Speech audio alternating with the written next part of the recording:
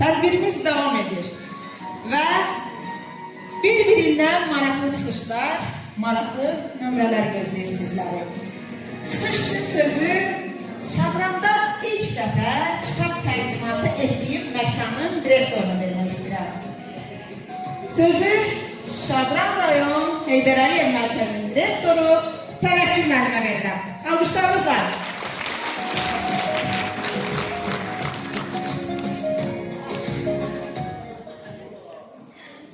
Teşekkür ederim Esma Hanım. Her birinizi hoş gördük. Değerli şəhid valideynləriniz sizin qarşınızda baş əyirik.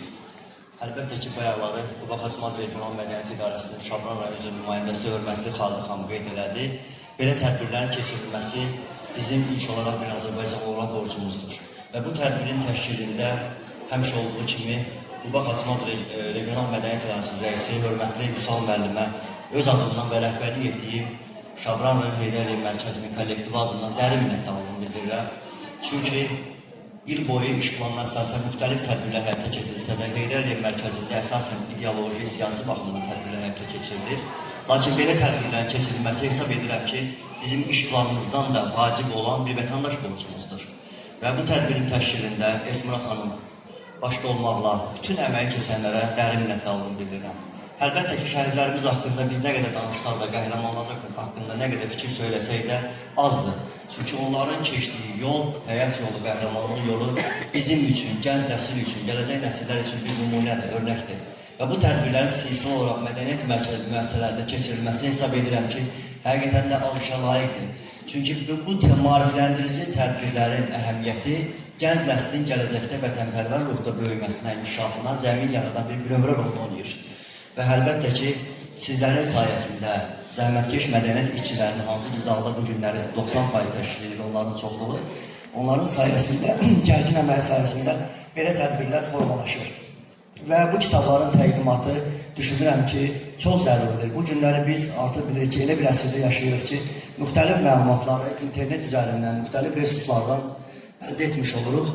Amma müəyyən bir dövrdə gəlin etiraf edək ki, kitablar unudulmağa doğru gedirdi.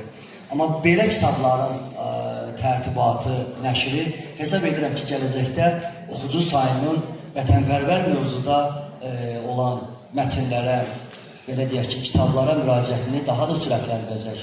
Çünki biz bu günləri əvvəlki dövrlərdə, bunu bir neçə çıxışımda qeyd eləmişəm müxtəlif tədbirlərdə, müəyyən bir dastanlara, hər hansı bir tutaq ki, nağıllara və yaxud hansısa bir xarici dövlət nümayəndələri, yazarların yazdığı kitablara müraciət edildiksə, bugün artıq bizim əlimizdə təkcə Şabranın 30-dan artıq qəhrəmanının istər birinci Qarabağ döyüşlərində olsun, istər ikinci Qarabağ döyüşlərində və yaxud deyək ki, antiterror, bütün Azərbaycanın müstəqilliyi uğrunda canından keçmiş şəhidlərimiz uğrunda yazılan kitablara müraciət etdikdə hər biri bir qəhrəmanlıq salnaməsi olan bir həyatın şahidi oluruq. Və bu kitablara biz sahibləndikcə, gələndikcə, o məlumatları aldıqca hesab edirəm ki, təkcə gənc nəsil yox, biz özümüz də zənginləşmiş oluruq. Hesab edirəm ki, gənc nəslin zənginləşməsində, onların bayaq da qeyd etdiyim kimi, vətənpərvər ruhda inkişafını üçün biz ilk növbədə özümüzü daxilən zənginləşdirməliyik, özümüz üzərimizə işləməliyik və düşünürəm ki, mədəniyyət müəssisələrinin rəhbər və kollektivi bu işdə əlbəttə həmişəki kimi fəaldır. Bir daha mən Esma xanımı dərin minnətdarlığımı bildirirəm. Şəhid valideynlərinə, dəyərli qonaqlara bir daha xoş gəldin deyirəm. Və düşünürəm ki, bu tədbir hamımız üçün unudulmaz olacaq, maraqlı olacaq. Çünki burada söhbət şəhidlərimizdən gedir, qəhrəman oğullarımızdan gedir. Bugün qəhrəman oğullarımızın ürəklərdə əbədləşməsi hesab edirəm ki, möhtərəm cənab prezidentimiz, Ali Başkomandan cənab İlham Əliyevin apardığı uğurlu xarici, daxili siyasət və uzun illər işğal altında qalan torpaqların nə vaxt işğaldan azad ediləcəyi bu mövqeyini müəyyən etməsi və hesab edirəm ki, bu qələbənin əldə olunması rəşadətli Azərbaycan ordusu və Azərbaycan xalqının vahid yumruq tək birləşməsi sayəsində oldu. Və Ulu Öndərin bir sözü yadıma düşür, bunu hamınız çox gözəl bilirsiniz.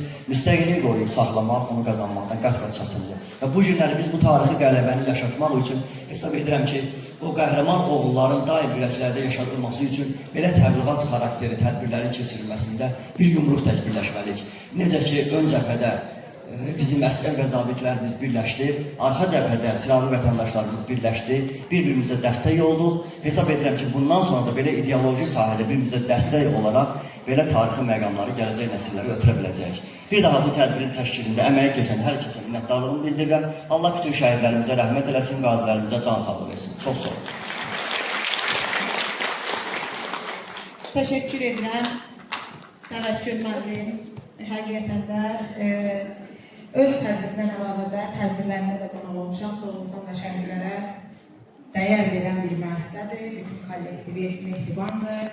Tədbirlərdə yüksək səviyyədə təşkil olunur.